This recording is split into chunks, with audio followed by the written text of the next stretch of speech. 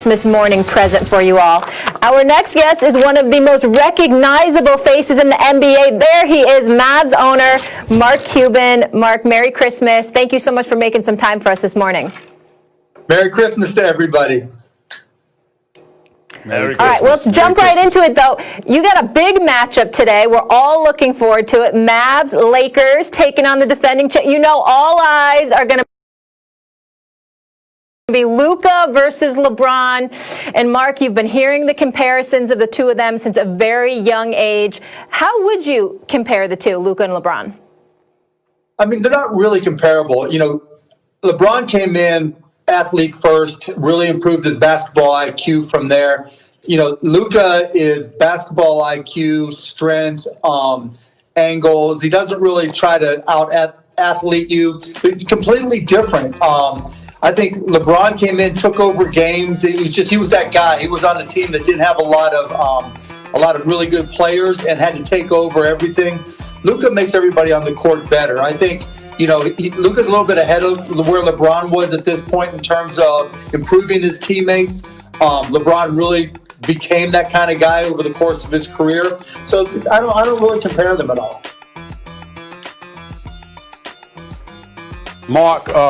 Mark, always welcome to the show. Thank you for being on the show. When you look at your team right now, obviously you won a title. You won a title in 2011. Haven't been back since. But how are you feeling about your team now, particularly after you witnessed what you witnessed in the bubble? What do you think about this team now as a title contender? Your team. Well, there's the team with KP and there's the team without. We're obviously a different team without the unicorn. We expect him back in the next couple of weeks. And so if everything goes according to plan, and, you know, having KP, he's always open and he can make shots from anywhere in the court. He's a defensive impact all the time.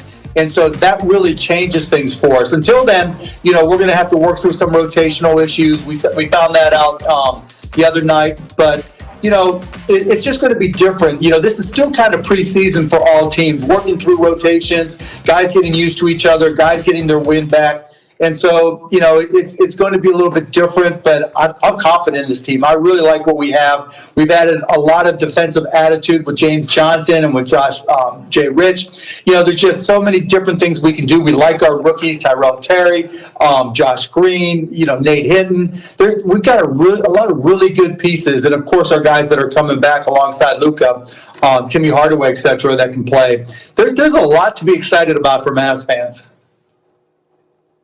I agree, Mark. I think the Mavs were my sleeper pick even last year, and I like you to get to the Western Conference Finals if Porzingis can stay healthy for a lot of the reasons you just mentioned, not to mention Dorian Finney-Smith and Maxi Kleber, who can post bomb now from the outside and play defense. Yep. But also because what I saw in Game 1 against Phoenix, who was getting after it defensively, and you don't have Porzingis, was a very well-coached team on offense especially.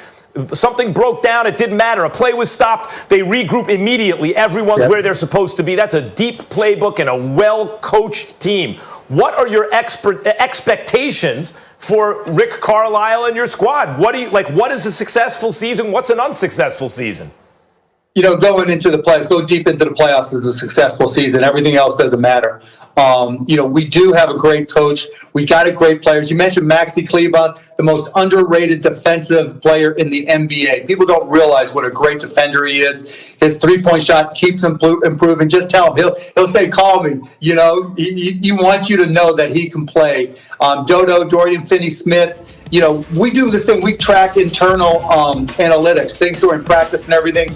Dodo, his shots selection, his ability to make threes just keeps on improving every single year. So we expect him to get even better. You know, we've got all the tools. We've got a great coach. We've got Luka, who makes everybody better. KP, I'm completely confident he'll stay healthy. The sky's the limit for this team. I can't understate, I can't overstate rather how excited I am for these guys. Mark Cuban, let me take it off the court for a little bit because you're more qualified than most to answer this question. I know that you're incredibly excited about your team. You're incredibly excited about this season. And obviously, you were actively involved with a lot of stuff that was going on in the offseason, last season, not just with COVID, but with social justice issues. And I applaud you for all of that. My question to you would be this. As successful as the NBA was, in the bubble with no positive tests. Just recently, we had a game postponed, obviously in Houston with Harden and those boys because of COVID, potential positive tests and things of that nature. I want to know, how concerned are you about this season now that there is no bubble? Everybody's going to be in their respective city. You're still going to be traveling to games and things of that nature. Are you concerned at all about this season going forward uninterrupted? Yes, of course. We've already lost a game. This is a maturity test for all 450 players in the NBA, and plus the two-way players. This is the chance for guys really to make mistakes outside the bubble, and it's going to happen. We've already seen it happen. One of the reasons I'm traveling with our team on Christmas Day is to show them, that this is important to me, that we need to all be very vigilant. We can't be going out because we're in LA or we're Dallas or wherever. We've got to make sure we're getting tested. We're filling out the questionnaire every morning. We're watching out for each other. And that doesn't mean, keeping an eye on each other, but supporting each other. I have this saying that I've had for 20 years. You can have one knucklehead on the team, but you can't have two, because the two knuckleheads hang out together and cause problems for everybody else. This year, that's amplified even more. You can't even have one knucklehead, because if that one knucklehead goes out and doesn't report or doesn't do what they're supposed to, that can infect an entire team and take down, a good part of your season. Because if you get sick, if somebody gets sick, who knows what the consequences are, not just administratively with the NBA, but health-wise, which is far more important. So being vigilant about that, making the guys understand how important this is and what's at stake. That's one of the reasons I'm here on Christmas Day, to show my support, to be there with them, to be at the team meals, to let them see me, to be sitting alone even at the games, to show them that, this is not typical. There's going to be mistakes. We've already seen them. And part of my job is to reduce the mistakes here at the Mavs and hopefully set an example for the entire NBA that it can be done. Well, you're certainly setting the tone. I kind of want to stay with that subject, because one of the dominant storylines of late has been James Harden and his tenuous relationship with the Rockets. Mark, if you were in charge of that team, how would you handle the situation moving forward? I don't want to speak for another owner or another organization. We've had issues in our team, and every team goes through something. And players have to make their own decisions about what's best for them. I just try to keep my relationships with our players as strong as possible, so that in the event they want change, we can handle it privately and deal with it privately. I mean, I've certainly had players request and even demand trades over the past 20 years, and we've just dealt with it. We've tried not to make it public. And there's, I don't want to speak for another owner or player or organization. It's never an easy set of circumstances. Mark, don't you feel that you owe the people of New York an apology? After all, they knew it was an incredibly bad idea to trade Kristaps Porzingis, and you took advantage of a completely inept franchise. How dare you? Don't you owe the people of New York an apology, the many Knicks fans who you robbed of Kristaps Porzingis? Merry Christmas, Max. It's a beautiful Dallas day. Fans. It's a beautiful day for basketball. We're going to have all these games. Tune in on ESPN. I mean, what's better on Christmas Day? Open your presents and spend a whole day watching basketball. That's my thank you to New York, Dallas, LA, Miami, Chicago, all NBA cities. Mark, as crazy as this question may sound, I'm going to ask it. As crazy as this question may sound, Mark, I'm going to ask it anyway, because I know that obviously with the Greek Freak electing to stay in Milwaukee, you got a guy that committed to staying to a smaller market. We see how, the league pays attention to all that stuff. The league definitely endorses such a thing.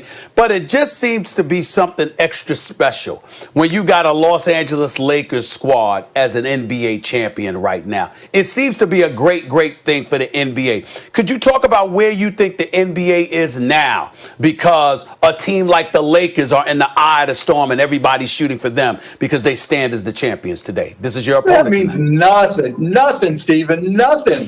Nothing. When we were the champ, when the Heat were the champs, it doesn't matter who the champ is. They're always going to be gunned for. This whole concept of the big cities on the coast have to be good for everybody to get excited about the NBA. Not in this world anymore. That, you and I are getting old, Steve, and that was 20 years ago.